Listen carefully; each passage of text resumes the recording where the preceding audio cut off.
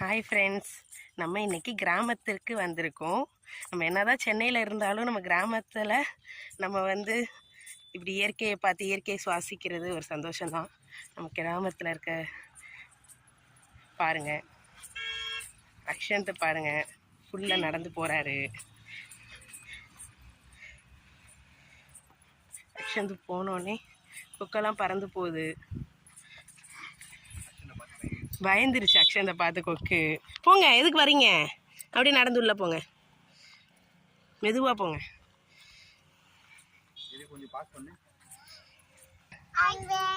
இங்க திரும்பி என்னைய பாரு, அம்மா பாரு.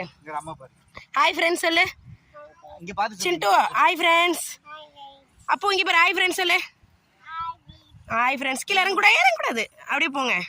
இங்கே பாருங்க, கொக்கு வந்துச்சு பாருங்க திரும்பி.